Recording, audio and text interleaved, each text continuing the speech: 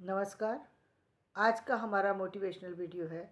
किसी भी काम को डेडलाइन देना ज़रूरी है।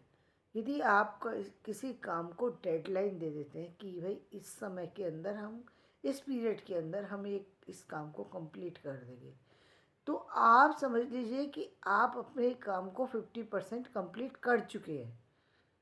क्यों? क्योंकि जब आप डेडलाइन देते हैं तो उस पर काम करते हैं। ये एक प्रकृति का नियम है। आप देखते हैं जितने भी आप कोर्स करते हैं, जितने भी आप एग्ज़ाम देते हैं, उसमें क्या है? डेडलाइन है ना। एक डेडलाइन है कि आपको 1 साल के अंदर जो है बीए फर्स्ट ईयर की डिग्री मिलेगी, बीए कंप्लीट, ग्रेजुएशन कंप्लीट जो है 3 इयर्स में होगा, 4 इयर्स में होगा। ये हमारी डेडलाइन है। जब हम इस डेडलाइन के अंदर कहीं ना कहीं डेडलाइन जब खींच देते हैं तो हम उसके अंदर बंध जाते हैं। जब हम बंधे हुए होते हैं तो हम उसके अकॉर्डिंग करने लगते हैं। जब हम उसके अकॉर्डिंग काम करते हैं तो उसके अकॉर्डिंग रिजल्ट पाते हैं। यदि हमने अपने काम को वो डेडलाइन नहीं दी तो हमारा काम होगा कैसे?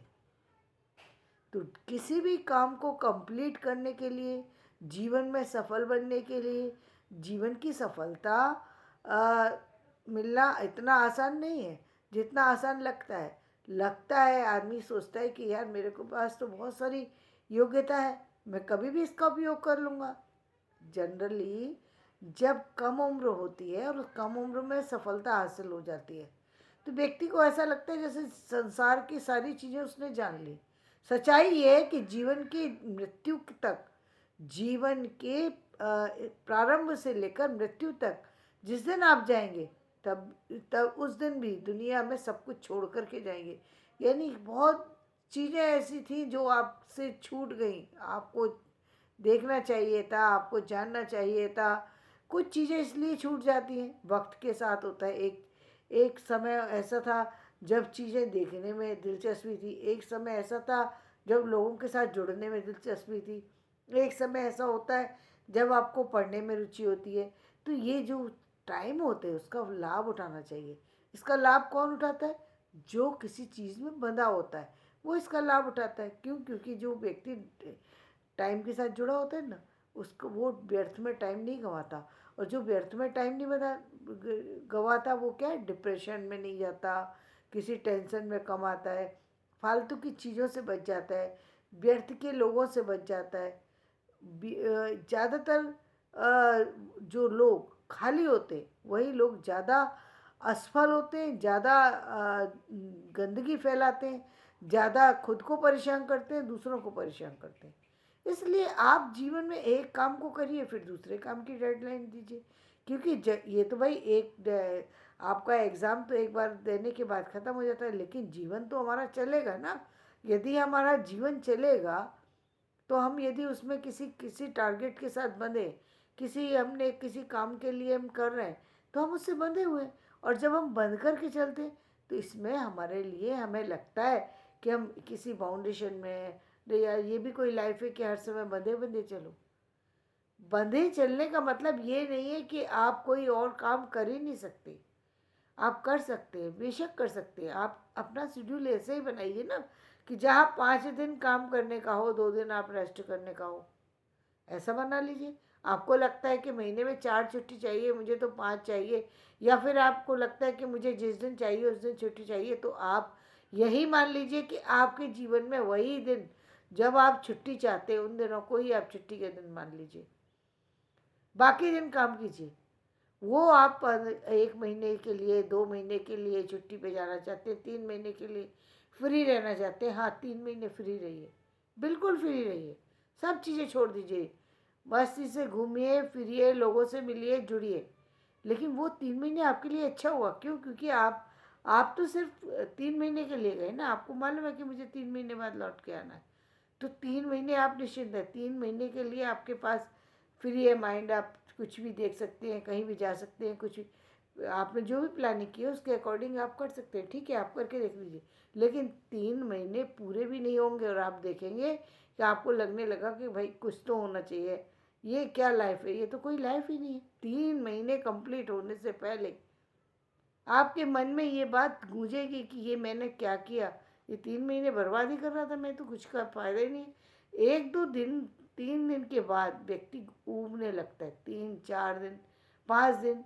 आपकी जब तक थकान रहती है बस आप तब तक ही उस चीज़ से रेस्ट पाते हैं जो आप कर रहे होते हैं। मतलब अपनी बॉडी की थकान को, अपने जो आपने प्रेशर मान के चलते हैं इस काम के को, जो एक बोझ की तरह से देखते हैं, उस चीज़ से आपको छुटकारा मिलता है। 2 दिन, 4 दिन, 5 दिन, 10 दिन, 2 महीने, 3 महीने।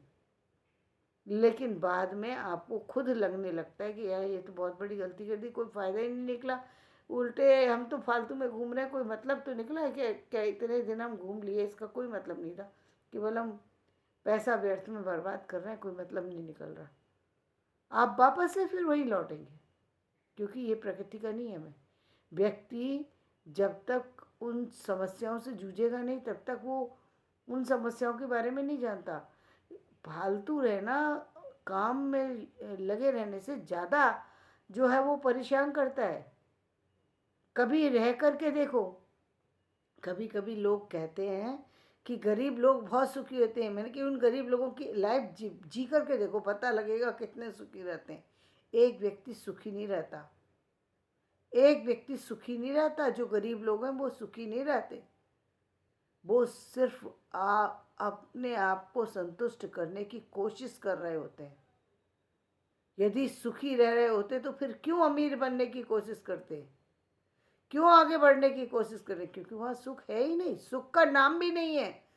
हम लोग बहुत अच्छी जिंदगी में, वो उनके पास सुख का नामो निशान नहीं है। जिसके सामने उसका बच्चा खत्म हो जाए, उसको दूध ना पिला पाए, जो अपने बच्चों को खाना ना दे पाए, वो सुखी हो सकता है? कभी नहीं हो सकता।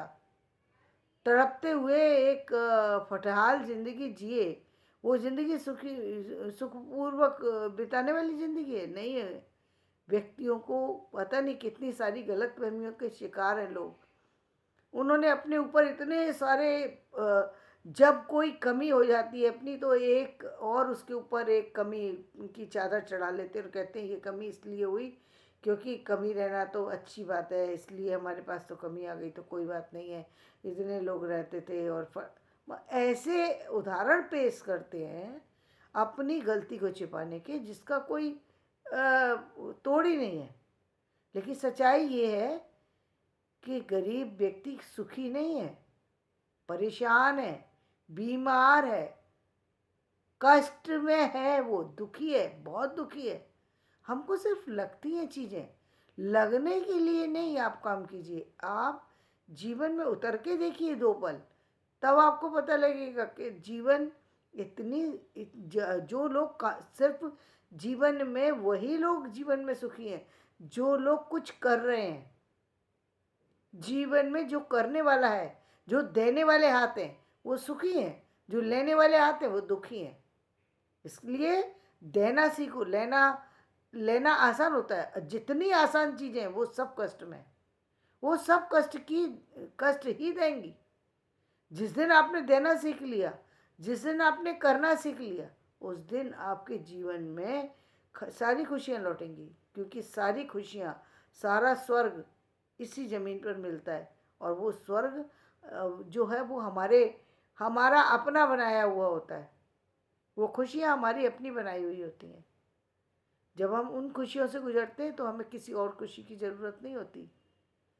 जो मेहनत, जो आप अपने काम से जो प्रसन्नता मिलती है, वो जीवन की किसी चीज़ से नहीं मिलती। आप पी के देखिए शराब, 2 दिन शराब का नशा उतरा और उसके बाद क्या होगा? उसके बाद फिर वही कष्ट। आप देखिए ना कि दूसरे लोगों से कम उदाहरण तो आप ले सकते हैं ना। उसके बाद वो और ज़्यादा फिर परेशान हो जाता है, फिर पीता है। लेकिन सच्चाई ये है कि जिस दिन आपने ईमानदारी से या तो कोई अच्छे जीवन के किसी उद्देश्य पर अपना जीवन लगा दिया, तब आप देखिएगा उस उस अमृत की बूंद जब जितनी जितनी आपकी शरीर के अंदर जाएंगी, उतना ही आपका शरीर प्रसन्नता, सुख और सारी खुशियों को पाना शुरू कर देगा। और जब आप मंगल में बनेंगे तो ये सारा संसार भी मंगल में बनेगा। क्योंकि जब तक आप खुशी नहीं है तब तक आप दूसरे को खुशी नहीं दे सकते। लोगों का बहुत बड़ा भ्रम है कि हम दुखी होकर के दूसरे को सुखी कर देंगे। ये ऐसा बिल्कुल होता ही नहीं है, ये हो ही नहीं सकता, ये हो ही नहीं सकता। जिस घर की स्त्रियां रोती हों और लोग सोचते हो कि वो स्त्रियां जो है खिला करके प्रसन्न है, खिला करके प्रसन्न हो या वो प्रसन्न ना हो, लेकिन जिस घर की स्त्री रो रही हो उस घर के परिवार में कष्ट जीवन भर चलेंगे।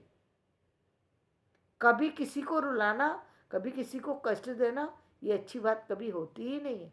देना सीखिए, और देने के लिए क्या करना पड़ेगा, कुछ करना पड़ेगा ना। तो अपने जीवन को ऐसा बनाइए, अपने जीवन को एक डेडलाइन दीजिए और अपने जीवन पर एक डेडलाइन को ख़त्म करने के बाद दूसरी डेडलाइन पे जाइए और यही जीवन का क्रम रखिए। तो धन्यवाद। मेरा वीडियो पसंद आए तो इसे लाइक करें, शेयर करें और सब्सक्राइब करें।